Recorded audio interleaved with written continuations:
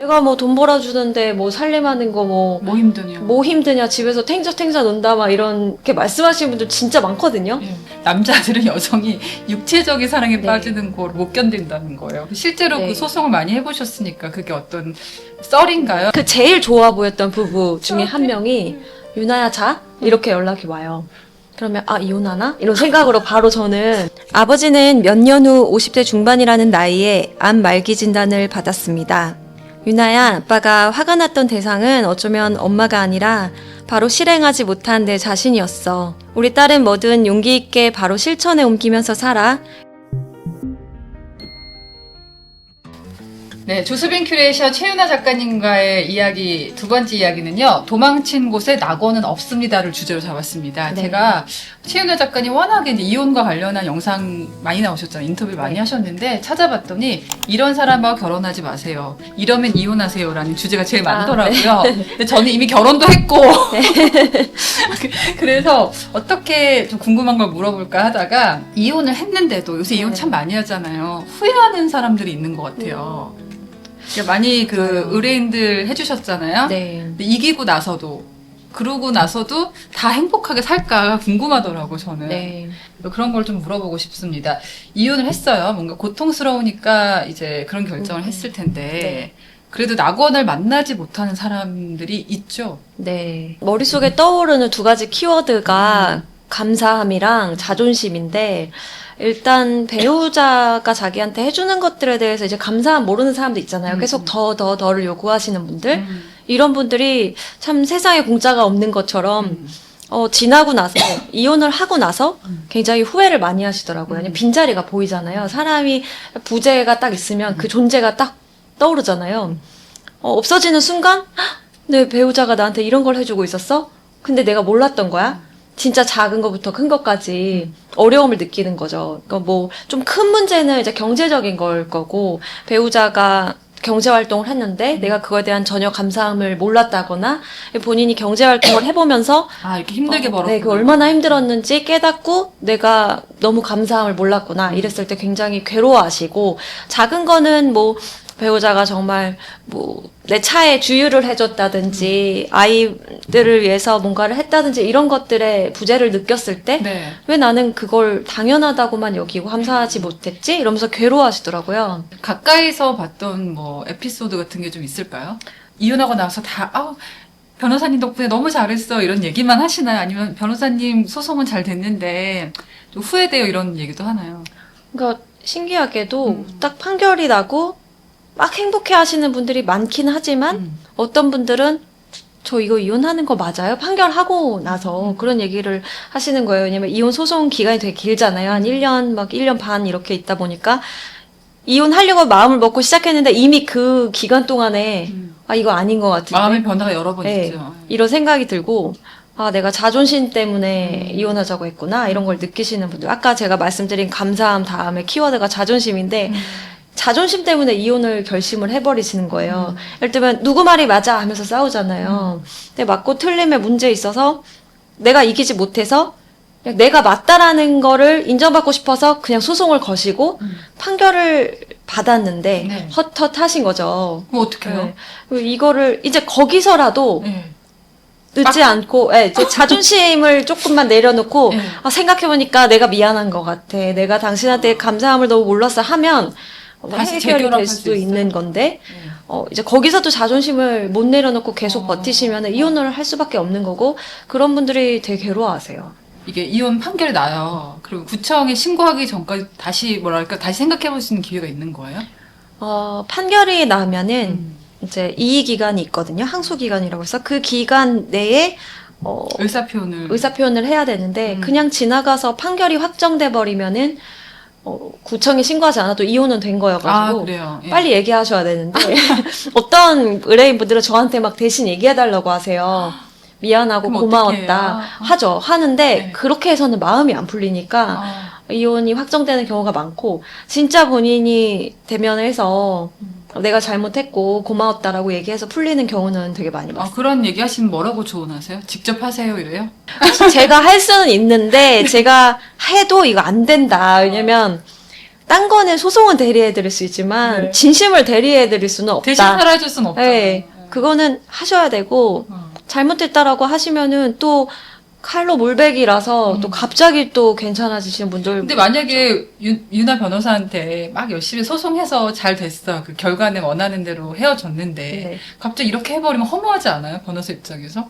아, 근데 저는 괜찮아요. 왜냐면 이혼을 하는 거를 저 또한 목표로 삼았다면 이혼을 안 하셨을 때 허망할 수도 있겠지만 네. 저 첫 상담 때부터 이분이 행복해지기를 바라해서 그걸 선택을 하고 그걸 대리를 하기로 한 거지 무조건 이혼을 해야 된다라고 생각하고 대리를 하진 않거든요. 이건 좀 의외의 얘기인데 네. 이혼 변호사면 이혼이 돼야 하는 거 아닌가요? 꼭 그렇진 않아요. 왜냐면 이건 좀 사람마다 생각이 다를 수 있는데 네. 변호사가 대리인이거든요. 그래서 이 사람을 대리하면 그만이라고 아. 생각을 해요. 이 사람 마음과 네. 이 사람 상황을 대리하는 거기 때문에 중간에라도 어떤 분들은 아 변호사님 저 진짜 마음 못하겠어요. 바뀌었어요. 나 못하겠어요. 이러면은 상대방 측에 연락해서 아 우리 의뢰인이 좀 사과하고 싶어 하신다. 이렇게 판을 깔아드리는 것도 변호사가 하는 일이고 그러니까 대리인이라는 그 큰 범주에서 보면은 좋은 일이라고 생각해서 되게 뿌듯하거든요. 그럴 때 내가 진짜 잘 대리했구나 예. 라고 생각이 들어서 그럼 꼭 이혼해야 되는 경우는 언제예요? 폭행이죠 아무래도. 외도나 폭행. 네. 외도도 도박. 아니, 사실은 도박도 진짜 미래가 없을 때는 진짜 이혼하셔야 된다고 생각하는 게 나를 갉아먹는 거니까.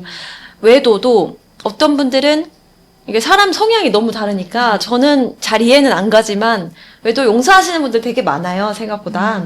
근데 그런 분들을 비난할 수는 없는 거잖아요. 근데 그분들은 미래가 있다고 생각해서 어쨌든 아, 이 사람은 바뀔 거고 다시는 이런 짓 안 할 거고 한 번이니까 내가 용서할 수 있다라고 하시면 가는 거거든요. 근데 점점 심해지시는 분들 뭐 예전에 외도를 했는데 또 해. 하고 또 하고 이러면 이제 습관성 외도. 네, 그러면 미래가 없으면 저는 무조건 이혼하라고 하고 도박도 마찬가지인 것 같아요. 한 번 해서 되게 공동재산을 많이 축소시켰지만 이 사람이 반성하고 다시 잘해볼게 이러면서 하실 수도 있는데 한 번 넘어가니까 이게 되네? 그러고 또 하고 점점 판이 커지면 못 사는 거죠. 그러면은요, 이거 좀 이상한 질문이긴 한데, 네. 만약에 그 남녀 간의 마음은 사실 막 그렇게 법으로 메어놓을 수는 없잖아요. 네. 아까 외도의 경우 가운데서 습관성 외도가 있고, 네. 만약 진짜 한 번의 외도였는데 너무 사랑했어. 네. 어느 경우가 이혼하지 않고 다시 결합할 가능성이 있는지 좀 다른 건지, 변호사 입장에서 봤을 때. 아, 이거 근데 하나를 못 고르겠는 게 이제 네. 진짜 개인마다 너무 다른 것 같거든요. 네. 어떤 케바케예요. 분들은 진짜 케바케예요. 왜냐면 어떤 의뢰인분들은 아, 그래도 한 번이니까 한 번이라면 난 넘어갈 수 있겠다. 딱 인생에서 한 번 봐주려고 했다. 이런 분들도 있고 어떤 분들은 오히려 한 명하고 깊게 사랑하지 않고 그냥 여러 명 그냥 가볍게 만나는 건 난 괜찮다. 이거 진짜 딜레마인 것 같아요. 진짜 네. 달라요. 너무 다르고 남녀 간의 차이가 있었나요? 아, 이거는- 제가 뭐 이게 네. 선입견일 수도 있는데 저희가 네. 한간에 떠도는 얘기로는 네네. 여자들은 남성이 정신적으로 사랑하는 걸 못 견디고 다른 네. 사람을 남자들은 여성이 육체적인 사랑에 네. 빠지는 걸 못 견딘다는 거예요. 실제로 네. 그 소송을 많이 해보셨으니까 그게 어떤 썰인가요? 아니면은 어떻게 그 경험으로 꽤 확인이 맞는 되는 말인 것 같기도 예. 한 게 확률은 분명히 더 높은 것 같아요. 그러니까 뭐 육체적인 부분을 좀 더 넘기는 확률이 여성분들이 좀 더 많지만 그럼에도 불구하고 완전 케바케긴 해요. 굳이 따지자면 그렇다는 거지. 네. 보면 여성분들이든 남성분들이든 그거에 대한 되게 확고한 생각들이 있어요. 각자. 네, 각자 나는 이거는 죽어도 안 돼. 그 선을 넘으면 이제 헤어지는 거니까. 혹시 변호사님 남편분도 변호사세요? 네, 혹시 이혼 변호사신가요? 아니요. 아, 다행이네요. 자, 이런 분들은 폭력 외도 도박이 아니더라도 헤어지는 게 좋다라고 네. 생각을 한 게 이 마일리지 아워에도 나오지만 자신의 시간을 아껴주는 사람을 알아보지 못하고 네네. 모든 성공을 본인의 공으로만 돌리는 사람. 네, 이별만 맞이하는 것이 아니라 자기가 이뤄낸 성취까지 잃어버리게 된다. 네. 이게 여러분 이혼 책에 나온 게 아니고 마일리지 아워의 시간에 대한 얘기를 하시면서 이 네네. 얘기를 하세요. 맞아요. 이게 제 직업적 특성이, 이제 아무래도 이별을 다루는 일을 하다 보니까 시간과 결부해서 생각하게 된 부분인데, 아까 제가 1편에서 말씀드린 과거의 기억까지 바꿀 수 있다라고 하는 것처럼 네. 시간을 잘 정립해 나가면 관계도 마찬가지인 것 같거든요. 사실 제가 지금 나와서 이렇게 영상을 촬영할 수 있는 것도 누군가 아이를 봐주고 계시기 때문인 거고, 누구나 마찬가지잖아요. 내가 뭐 깨끗한 아침에 옷을 입을 수 있는 것도 누가 옷을 다려주고 빨아주고 해서 그런 거잖아요. 티가 안 날 뿐이지. 네, 티가 안 날 뿐이지. 예. 집에 가서 마음이 편하다고 느끼는 것도 정말 난장판인 집이 아니라 깨끗한 집이기 때문인 거잖아요. 네. 근데 이걸 누군가 해주고 있는데, 이별하시는 분들 중에서 이거를 아예 감사함을 모르시는 분들이 있으세요. 진짜 있어요. 네, 내가 뭐 돈 벌어주는데 뭐 살림하는 거 뭐 힘드냐. 뭐 힘드냐, 집에서 탱자탱자 논다, 막 이렇게 말씀하시는 분들 진짜 많거든요. 예. 저도 너무 그런 분들 보면 화가 나요, 의뢰인이지만. 네. 그래서 저도 막 한 번씩 참교육 시전하고 그러는데, 그렇게 감사함을 몰라버리면 문제가 뭐냐면, 이별을 다 했을 때, 이혼하고 나면은 그러면 자기는 되게 편해져야 맞잖아요. 더 힘들어지지. 근데 더 힘들어지는 거예요. 그 구멍을 네. 내가 메꿔야 되는. 몰랐던 거죠. 그러면서 갑자기 2배의 인생을 살아야 되는 걸 경험했을 때, 지금까지 내가 이룬 성취들이 나만의 것이 아니었구나. 되게 뒤늦게 깨닫긴 할까요? 깨달으면 다행인데 끝까지 네. 못 깨달으시는 사람도 분들도 있을 것 있고. 같아요. 근데 뭔가 계속 힘들어지는 건 사실이고, 네. 그러다 보면 하던 사업이라든지 하던 일이 더 안 되시는 분들도 굉장히 많고, 정신이 많이 이제 혼란이 되니까. 여자 남자 다 마찬가지인데 어떤 한 배우자는 집안일을 전담하고 한 배우자는 바깥일을 했다. 네. 돈 버는 거 쉽게 생각하는 사람도 문제인 거예요. 맞아요. 돈 버는 게 얼마나 힘든데. 네. 그다음에 집에서 살림하고 아이만 키우는 것도 논다고 생각하는 거. 네. 여기서 제가 진짜 제가 책에 정말 밑줄을 많이 읽었어요. 진짜 빨간 줄이 되게 많아요. 여기 감사해요. 없는 줄이 별로 없는데 그러면 아까 말씀하신 폭력 외도 도박이 뭐 주요 요인, 헤어져야 되는 요인이긴 하지만 다 기준이 다르다 얘기하셨잖아요. 네. 근데 여기서 공통점을 발견했어. 관계가 끝나는 결정적인 원인은 14년 동안 10,000명의 사람들을 보아다 보니까 상대가 나에게 단 한 번도 감사할 줄 모를 때. 네. 그러니까 바꿔 얘기하면 상대가 나에게 혹은 내가 상대에게 감사함을 전혀 못 느끼는 커플은 헤어지는 게 낫다라는 네. 생각이 들던데요. 맞아요. 네. 그러니까 알아도 표현 못 하시는 분들도 굉장히 소장을 많이 받으시지만 그래도 그런 분들은 결국 어느 순간에 표현을 하면 진심이 전달이 되는데 아예 모르시는 분들이 있어요. 정말로. 정말로 다 자기가 잘나서 된 거고 뭔가 잘 되면 잘 될수록 내가 이 배우자랑 사는 게 맞나? 자기 일을 되게 아까워하고 막 나 이 정도 됐는데 지금 이 사람하고 사는 게 맞나? 막 이렇게 생각하시는 분들이 있거든요. 그런 분들은 나중에 이혼하면 무조건 괴로워지시고. 혹시 기억나는 예가 있으세요? 사실 되게 많이 일어나는 일인데, 네.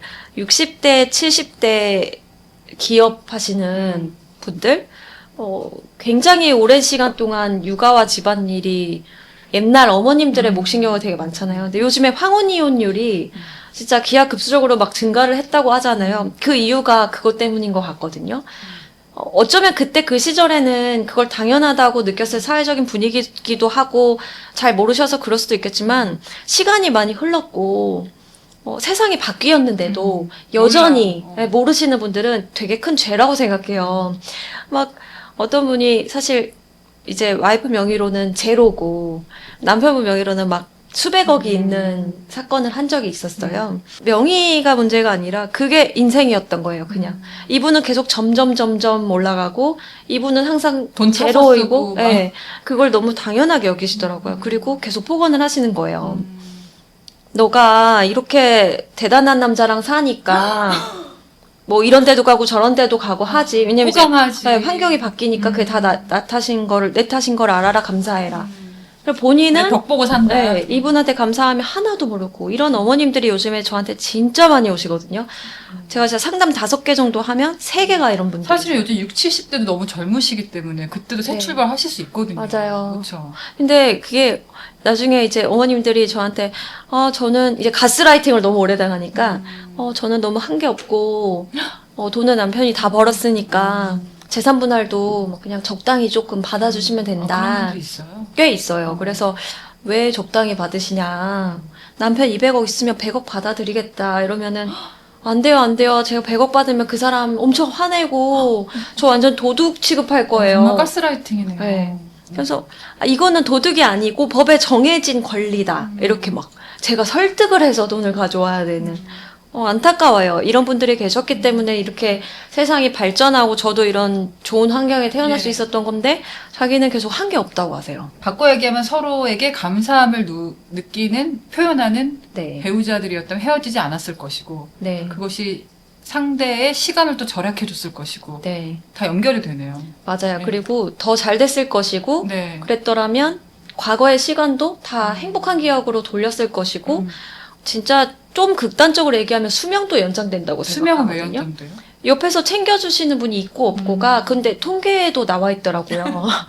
계속 이제 누가 옆에서 건강한 생활을 하는 걸 예를 들면 본다거나 그렇지 않고 또 이혼해서 막 술만 드시는 분들도 있고 모든 걸 이게 시간의 프레임으로 해석을 하게 되는 많이 것 하시네요. 같아요. 법정에서 가족이 타인이 되는 순간을 진짜 많이 보셨잖아요. 네.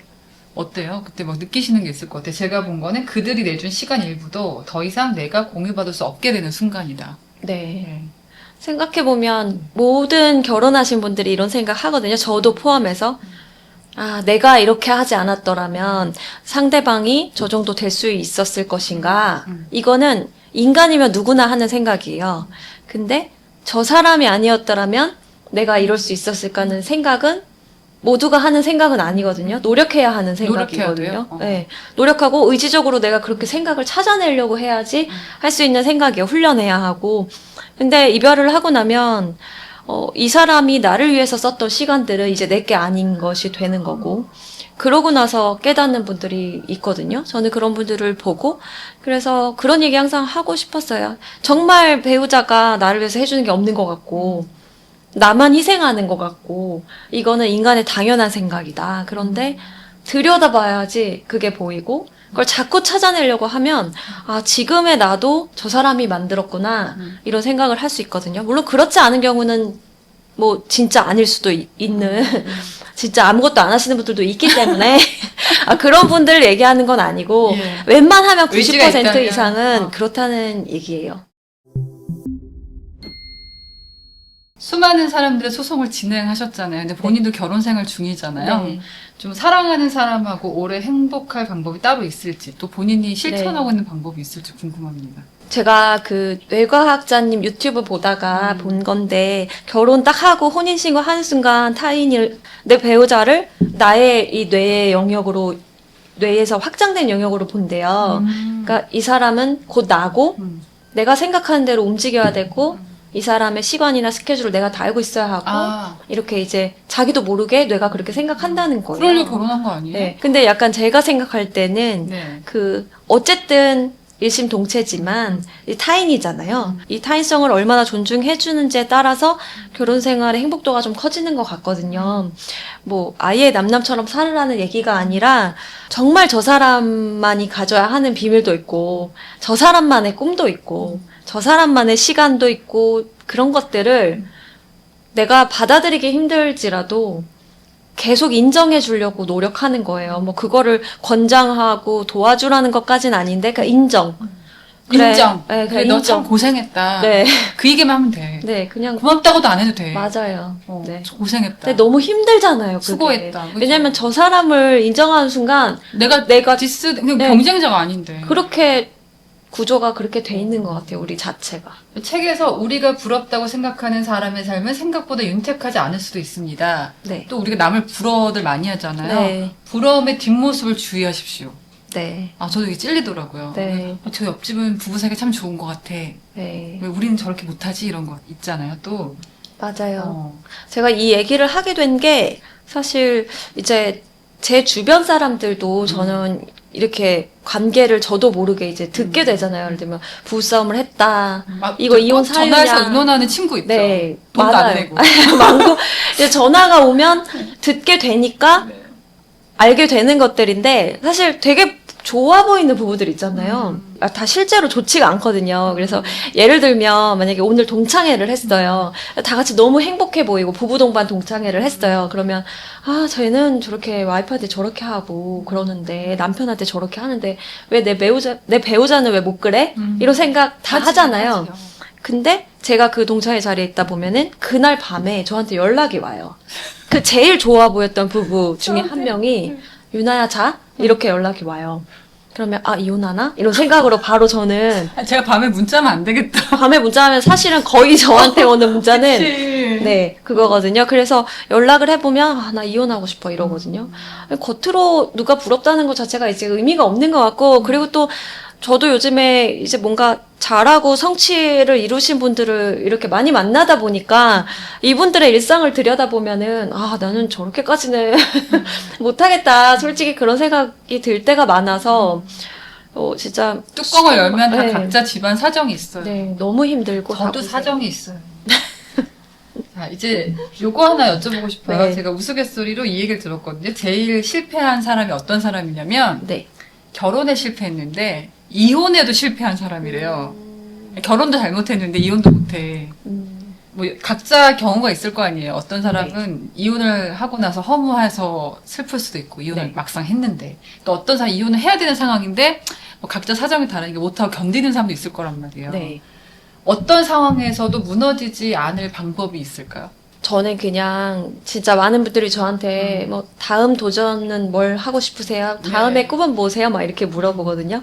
근데 저도 그런 질문 너무 받다 보니까 나 왜 이러고 있지? 라고 계속 생각을 했을 거잖아요. 근데 저는 계속 제 자신을 발견하고 있는 것 같거든요. 뭐 대단한 성취를 하거나 뭐 대단한 일을 공을 많이 세우거나 하셨죠. 뭐 진짜 엄청난 돈을 벌거나 이러려는 게 아니라 저 최윤아라고 태어났는데 최윤아는 뭘 할 수 있는 사람인지를 계속 끄집어내고 싶은 것 같아서 결혼도 이혼도 결국은 나 자신을 딱 알면 나 이 사람이랑 더는 못 살아 이거 알거든요. 나 자신을 알라? 네. 나 자신을 알면 나는 이런 사람 포용할 수 있어. 남은 야 너 이혼해. 너 어떻게 그런 사람하고 살아? 결국 기준이 나면은 뭐든지 단단해질 수 있는 건데 기준이 타인인 순간 좋은 선택을 했다고 해도 자기가 좋은 선택인지도 모르는 거예요. 나 자신을 안다는 게 참 어렵죠. 네. 제가 정말 시간을 다루셨다고 해서 자기계발서인 줄 알았다가 네. 철학서를 하나 읽는 느낌이었고 너무 많은 사람들의 네. 이별을 다 치부를 볼 수밖에 없는 일이잖아요. 네. 득도하신 것 같아요. 하려고 노력하고 네. 있습니다. 그래서 오늘 최연아 변호사님과 함께 네. 작가님과 함께 또 의미 있는 구절 제가 뽑은 챕터가 있거든요. 네. 읽어드리면서 마무리하도록 하겠습니다. 아버지의 소중한 유산. 제가 세상에서 가장 사랑하고 존경하는 아버지는 젊은 시절 수십 년간 대기업 인사팀에 계셨습니다. 그래서 저를 데려다 주시던 차 안이나 여행에서의 산책, 식사 자리에서 종종 사람을 어떻게 대해야 하는지, 사회인으로서 어떻게 자신의 이미지를 만들어야 하는지 가끔 이야기해 주셨습니다. 그 한마디 한마디가 주옥 같아서 아빠 나한테만 얘기하지 말고 지금 하는 말 꼭 책으로 써서 많은 사람들이 볼 수 있게 해줘 라고 종종 말했습니다. 아버지는 안 그래도 인생에 저서 하나쯤은 갖고 있는 것이 로망이었다고 책을 쓸 준비를 할 거라고 하셨습니다. 면접에 관련된 책을 쓰겠다는 목표로 시간이 날 때마다 각종 관련 책을 사와 읽으셨고 신문에 면접에 관한 기사가 나면 오려서 꼼꼼하게 스크랩도 하셨습니다. 그렇게 자료를 모으기 시작한 1년이 지나고 3년이 지나서 5년쯤 지난 어느 날 기다림에 지쳐서 아빠 도대체 책 언제 나와? 하고 물었더니 아직 준비가 조금 더 필요한 것 같다고 말씀하셨습니다. 지금 생각해보니 아버지는 바쁘기도 하셨겠지만 모든 준비를 마쳐야 직성이 풀리는 파워 J였던 것입니다. 어느 날 저녁에 집에 갔더니 엄마와 아빠가 제 인생에서 목격한 것 중 최대 규모의 부부싸움을 하고 계셨습니다. 아버지가 제 얼굴을 보자마자 유나야 아빠가 그동안 모은 자료들 알지? 글쎄 네 엄마가 그걸 다 갖다 버렸어 라고 하시는 겁니다. 아버지의 책을 눈 빠지게 기다리던 아버지의 책의 첫 번째 독자를 꿈꿔온 저였기에 아버지보다 더 화가 나서 엄마에게 소리소리를 질렀습니다. 엄마가 오래된 책들을 정리하시며 책장 사이에 있던 자료의 존재를 모르고 같이 버리셨던 겁니다. 아버지는 분리수거장을 뒤지고 오셨습니다. 이혼하느니 마느니 하는 말까지 오갔습니다. 엄마는 예전에 아빠가 새로 맞춘 정장을 그대로 갖다 버린 전력이 있으셨는데 지금 생각해보니 아빠가 파워 J라면 엄마는 미니멀리스트였습니다. 아버지는 몇 년 후 50대 중반이라는 나이에 암 말기 진단을 받았습니다. 아버지와 병상에서 이런저런 옛날 얘기를 하다가 그 싸움 얘기가 나와 함께 웃었습니다. 그때 아버지가 제게 이런 말씀을 하셨습니다. 유나야, 아빠가 화가 났던 대상은 어쩌면 엄마가 아니라 바로 실행하지 못한 내 자신이었어. 아빠는 하고 싶은 거 정말 많았거든. 근데 바쁘다는 핑계로, 준비가 부족하다는 핑계로 다 하지 못한 게 이제 와서 아쉽네. 우리 딸은 뭐든 용기 있게 바로 실천에 옮기면서 살아. 인생 정말 뭐 없다? 아버지가 돌아가시고 나서 자연스레 난 언젠가 아버지가 다 하지 못하고 가신 책 집필 그거 꼭 해야지. 그럼 아버지께서 하늘에서 기뻐하시겠지 하는 생각을 하게 되었습니다. 그리고 준비보다 더 중요한 건 실행이라는 것도 마음속에 새겼습니다. 초책은 완벽히 하기보다는 내는 데에 의의를 두자. 바쁘지만 시간을 어렵게 내서 쓰는 그 순간 최선을 다한다면 그 자체로 괜찮은 책 아닐까 하면서요. 바로 시작하라는 교훈은 아버지께서 제게 남겨주신 큰 유산 중 하나입니다. 저는 그 아버지 얘기가 되게 인상 깊던데. 네, 울 뻔했어요. 당신의 스토리는 무엇인가요? 내 이야기 만들기. 가장 부유한 삶은 이야기가 있는 삶이라네. 스토리텔링을 얼마나 갖고 있느냐가 그 사람의 럭셔리지. 이어령 마지막 수업. 제가 정말 좋아해서 머리와 마음속에 귀하게 간직한 문장 중에 하나입니다. 이 문장에는 참 여러 의미가 담겨 있습니다.